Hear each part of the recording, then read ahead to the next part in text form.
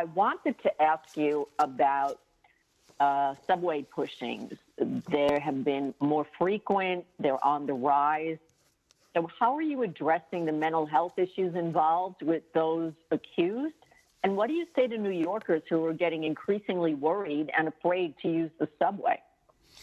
Juliet, look, I'm real concerned, and we got to make sure that New Yorkers have confidence that they can go and use the subway and know help will be there for them. So NYPD is going to be increasing its presence in the subways. That will be very visible.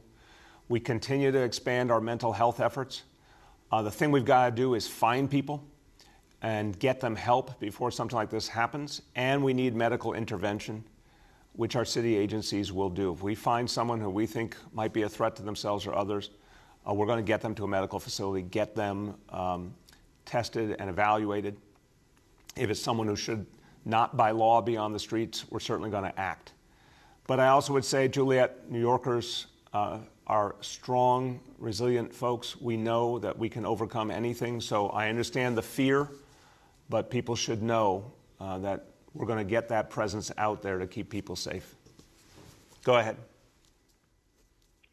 Yeah, so have you spoken with Commissioner Shea? So are there, when you say more police are going to be on the platforms, how many? Is there an announced effort to do this? Will extra transit police or MTA police be there? How does that work? Well, look, the whole approach the NYPD takes is to adjust constantly. This is what CompStat's all about. If there's a greater need in the subways, we'll move additional officers in the subways. That's the plan. We'll get you the exact details of the numbers. Clearly, it's going to be about presence and visible presence and moving that around to where PD assesses the need. But this is exactly what CompStat and precision policing are all about. If there's a particular need, we're going to move our officers there, and people are going to see it. I think that's going to be reassuring to people. Next is Emma from the New York Times.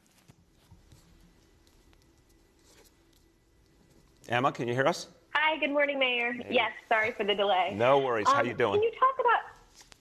I'm good. So can you talk about this nearly $4 billion budget deficit? What do you say to critics who say you need to do more to address it now, and are layoffs still on the table? Yeah, Emma, we're constantly doing the work of tightening our belts. That's what the furloughs were. That's what the $1.3 billion in savings, new savings over 2 fiscal years we're announcing today. That's what the savings we found from our labor partners. All of it is about getting us through to a stimulus so we can move forward. If there is no stimulus, we're going to have to make extremely difficult choices. And again, Emma, I think it's really important to recognize our own almost $4 billion, it's $3.8 billion deficit for the upcoming year could be magnified. If there's no stimulus, the state will be put in an awful place as well, and that's going to mean additional cuts. So that $3.8 billion could go up really quickly. What are we going to do? We're going to have to consistently cut things back, and it's not something we want to do, Emma. We do not want to take away essential services from New Yorkers. We do not want to lay people off. If we don't have any other choice, that's what we have to do, obviously. So unfortunately, it's impossible to take layoffs off the table for next year.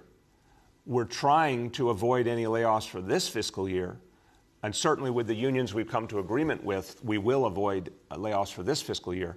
But we haven't come to agreement with every union, obviously. And the real challenge that we're looking at now is just the sheer totality of next fiscal year. So sadly, and no one wants it, but sadly, layoffs could well still be on the table going forward, certainly for next fiscal year, if we do not get that stimulus. Go ahead.